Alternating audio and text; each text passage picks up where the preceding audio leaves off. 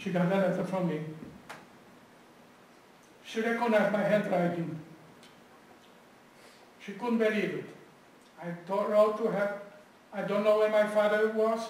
They told me that he was taken to some place, to Russia or whatever. I didn't know, I didn't have a clue. Somehow or another we were able to communicate. I went to the Swedish council, and I told them that my mother and sister was is living in Sweden. How can I go to Sweden? He said, nobody, we don't allow people to go. You can go to Sweden only as a transient. It's not like now that you can go from one place to another. My mother had a sister living in New York. She survived, and she was in New York. She wrote to her, sure enough, as a transient, they sent me a ticket to go by boat from Sweden to United States. But now what? I went back to the Swedish delegation.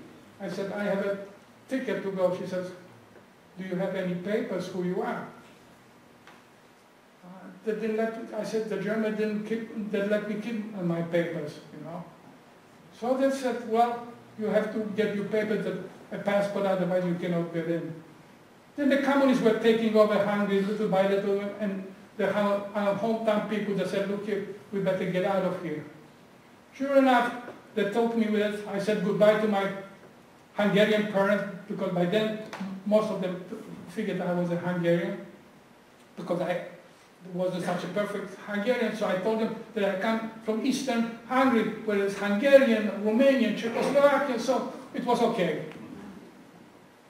So we went to Prague. The people who was my godfather and his wife and his daughter, they took off to Belgium. I went to the Jewish community. They were taking care of me again. Now what do I do now? I was all by myself.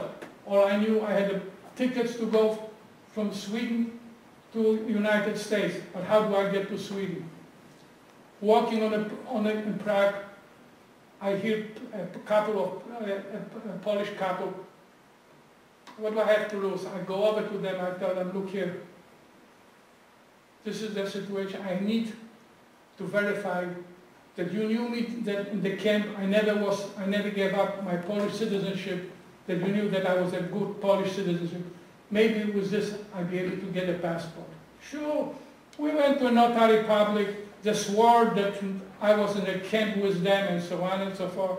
And I still have the papers, went to the Polish delegation, I got my passport.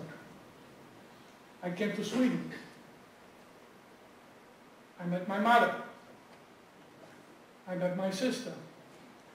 I didn't know that they were alive, because when we were separated, nobody knew where she was. I was sure that she was there. How would I ever think that from all the places that she would wind up in Sweden?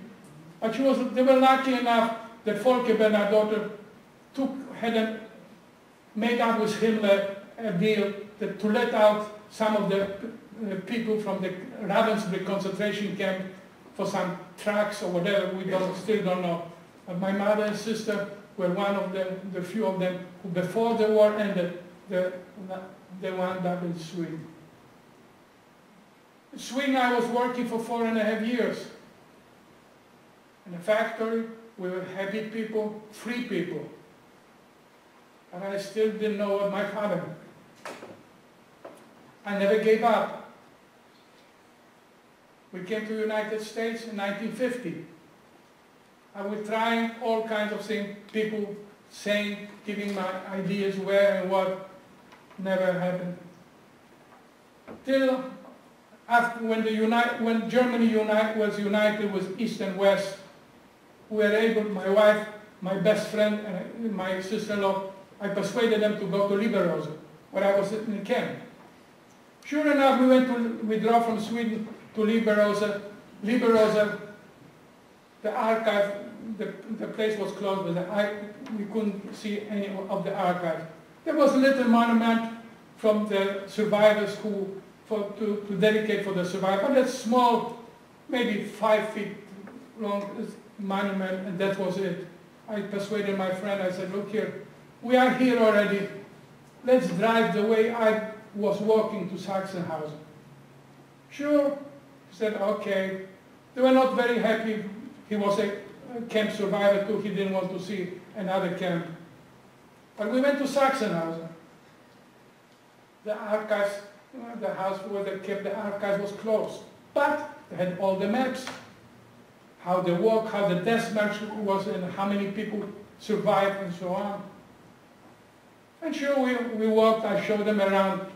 I was the guide, showed them where I was, and so on. And by going out of the camp, a German girl said, we would like to have a survey. I take a survey. I said, what kind of survey? Well, I want to know what you think about the camps. I said, look here, I was an inmate here. Oh yes? She said, I came here all the way from United States to Sweden to find my way. She said, why don't you give us your address? We'll send you all kinds of information. I said, well, why not? I gave him my address, came back from Sweden. Sure enough, there was a letter from the guy who kept the archive from Liberosa. We got in touch with each other. He wrote to me, he sent me all the names who were in Liberosa. My name is there with my number and everything. And he told me what happened. He said, when they were evacuating us, they took 2 blocks. There were 16 blocks, 2 blocks they separated right away. And after we left in February, everybody was machine gunned. My father, my other relatives, but no signs. Since it was a Russian zone, we couldn't find out anything about it. There was a mass grave by the peasant who the place belonged to. He didn't let anybody do anything there, because this is the way they found the bones, because they started to build buildings and they found them bones and they started. When they were united, when Germany was united,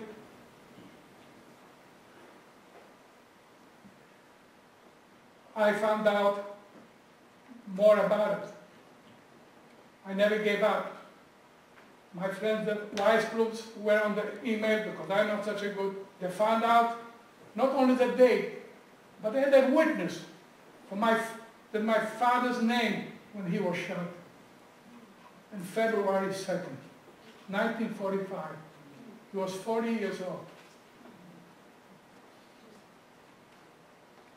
We came, we live here. I've been here for 42 years. This is the first time I tell my story. My family, my children, my grandchildren, my wife never heard this story. But through persuasion from Charles Sharon, I'm doing it. This is the only time. I don't have notes, and probably a lot of things what I skipped. But you know, I'm not the person who likes to talk about it, and I skipped a lot of things. But whatever I skipped couldn't have been so good. I wish you a good night.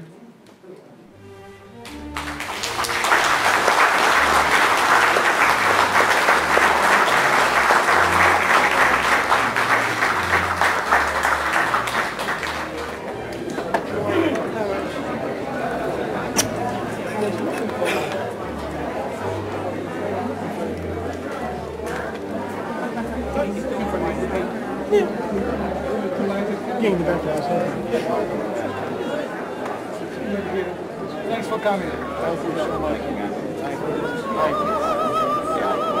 Everybody have one service at the same day that you guys pick. You guys have some honors and some graduating. Thank you for coming.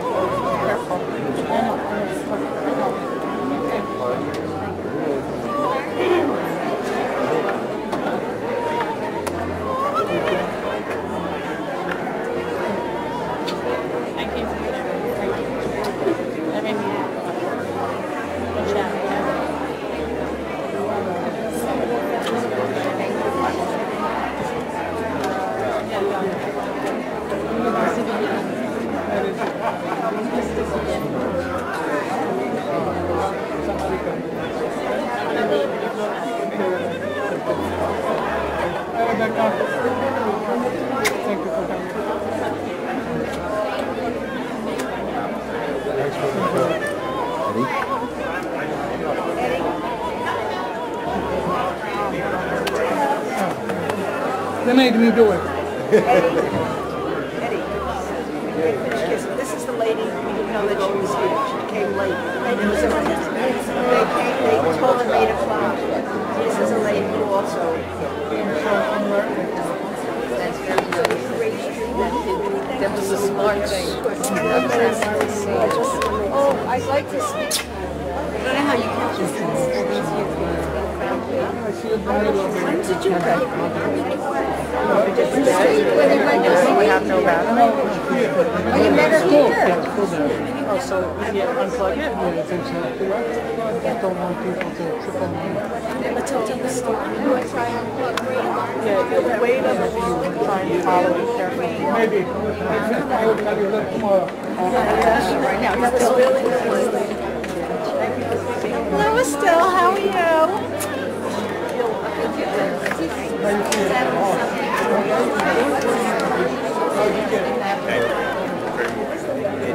Wonderful. I had to recommend to you. My name didn't count. But you did wonderful. You can write a book. What? You can write a book.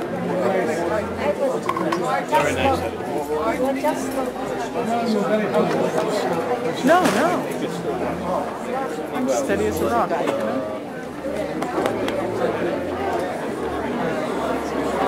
Now we have to go back. She gave me the book.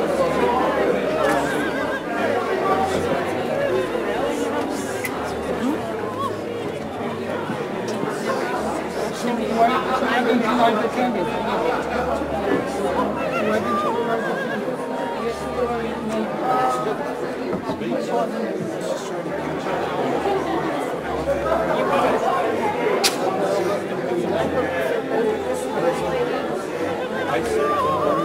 No, my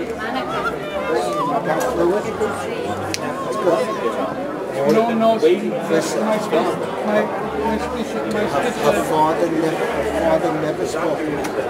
Neither did I.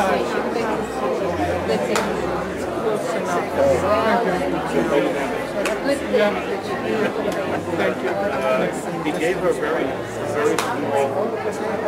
He does it differently than most of the other doctors. Yeah, she was telling me the kind of procedure had. Yeah. First of all, but you saw him on Monday. He said you look perfect. So you didn't make certain but he also doesn't want her sitting in the house.